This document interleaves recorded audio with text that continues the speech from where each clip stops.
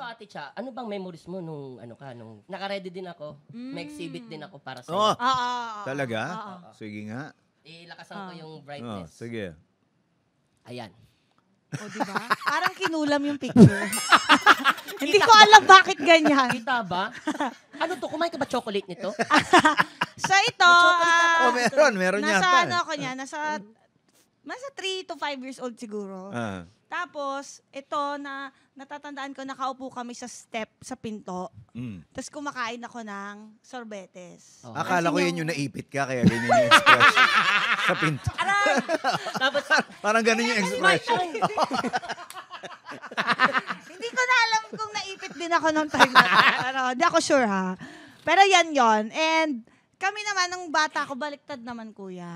Daddy ko kasi is well off. Okay. So, doon talaga ako, well off. Ang lakas makano eroplano, no? magkano ka? Magkano ka? Hindi nga. De, totoo yun. Hindi naman sa yun ang totoo. Huwag kayong judgmental. So, yung tatay ko, siya mayaman siya, okay? So, lumaki kami sa magandang bahay. Tapos, nung naghiwalay sila, nung 4 years old ako, umalis na lang kami bigla eh. Tapos naalala ko pa yung aso ko. Alam mo yung may mga natatandaan kang gano'n na, bush, may gano'n flashback. ka. Yes, yan.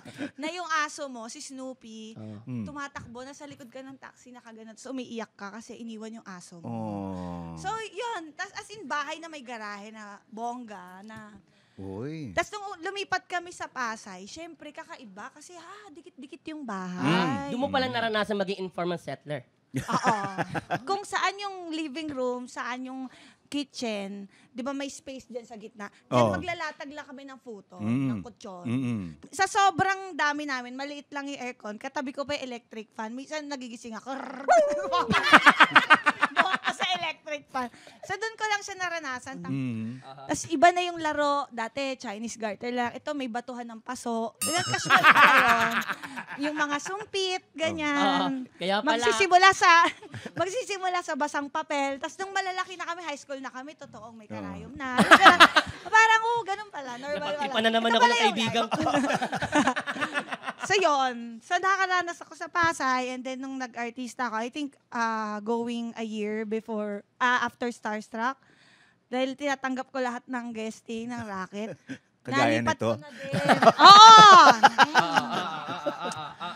Nalipat ko na din yung mga kapatid ko sa Quezon City. Pero masaya naman kami lumaki sa Pasay. Hindi na kayo nagpo-futon? Hindi na. Put on na lang. Ano yun? Yun nga. Totoo yun parang nung paglaki ko, nung nagkapera na ako sarili ko, parang papagawa ko ng kama. Tsaka yung pinagawa mo, yung malaki. Oo. All in all, dati naglalaro kami sa kalsada. Masaya. Masaya Hindi mo rin naman. ramdam na masyado. May mga paghihirap, of course, definitely. 100%.